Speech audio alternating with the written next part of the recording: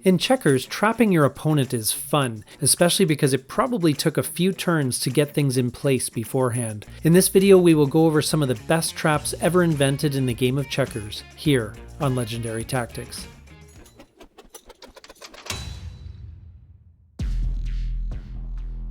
There is nothing more thrilling in checkers than setting up a trap that allows you to capture multiple pieces. It usually results in at least one early king and a likely demoralized opponent. If you can set up the trap from the opening of the game, even better. However, don't miss the lessons that these traps teach. While they can be used to snare your opponents, they can also help to prevent you from falling into the same predicament. And they will teach you proper positioning, how to use caution and restraint, and to develop your tactical skill.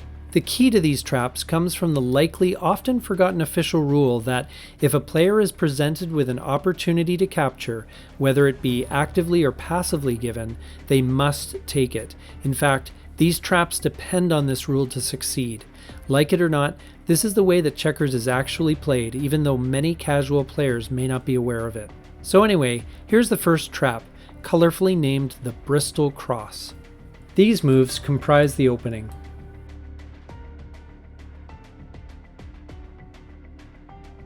The correct next move for black is this. However, if you see this move instead, you know you can set the Bristol Cross trap. Now, a surprise sacrifice leads to some winning exchanges.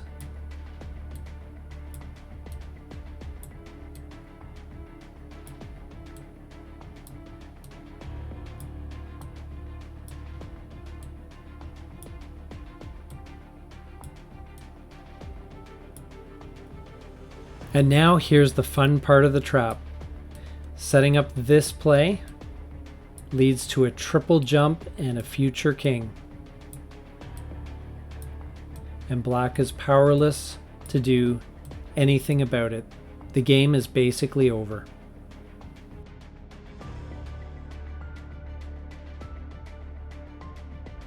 Here's a great trap. But first, some opening moves. Now this move would be a common response to this board position, but the actual correct move in this case will be this one. This is known as the Fool's Trap or the Booby Trap, and it's going to open up a spot on black's king row for red. Now black has to take here, and red has a choice of two different spots to jump, and this is the correct one if you want to spring the trap. Black's jump here is forced, and this is the end of the game as red does a triple jump and kings one of their pieces in order to dominate this game.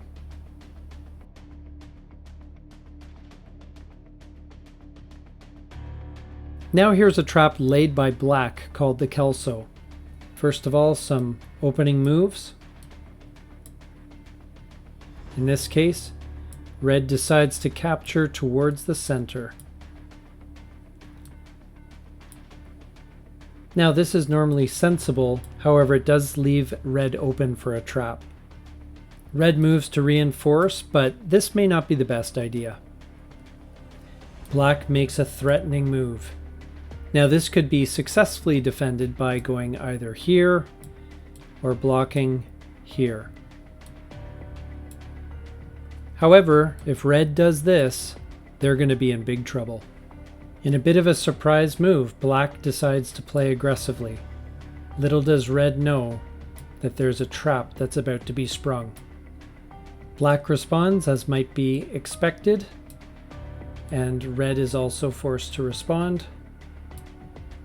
All black has to do is to challenge the weak diagonal, and that sets up the power play.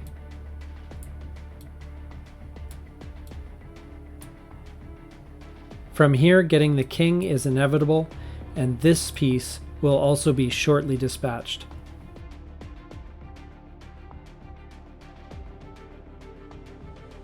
This trap is known as the denny, and we're going to start off with some opening moves here.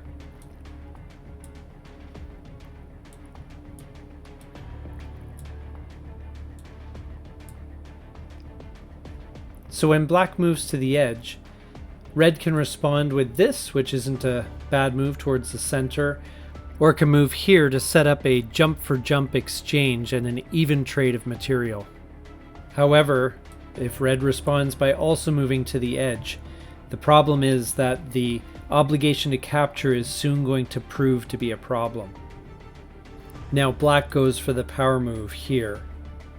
Now red has two choices of where to jump, but chooses to jump here. In order for the trap to work, black must respond with this powerful move, setting up the double jump as you can see here. Now red is stuck and is forced to take this jump. Black takes this double jump. Red is forced to respond to that. And I don't know if you see it, but there is a deadly triple jump right here, all the way to the king row. And at this point, it's basically game over with a win for black.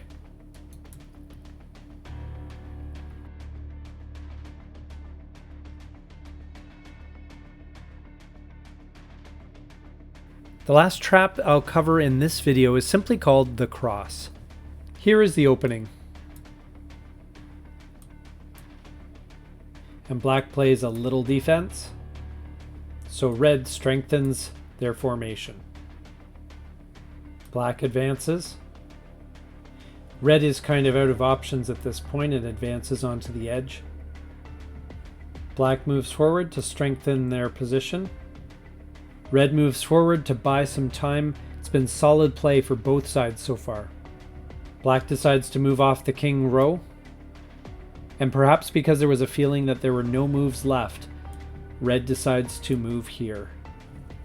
Now black is forced to capture, and red's response is to set up a play so that the material can be recovered. And here is the power move, here is the trap, right here. Now the clever thing is this seems like a disaster for black, as it gives up a double jump. Black can only respond by jumping, and another piece leaves the king row. Now red is forced to capture this black piece, but things don't really look too bad, at least on the surface. And here's the power move. Red is forced to respond and walks right into a triple jump and a king. And that will very likely be the game at this point. And those are some examples of amazing and game-winning traps that you can play in checkers. As you can see, it really pays to think ahead and know when your opponent is going to be forced to capture. That's what makes these traps work. We hope you got some value out of this video, and if you did, please take a moment to like, comment, and/or subscribe down below. Thank you so much for watching. This is Legendary Tactics.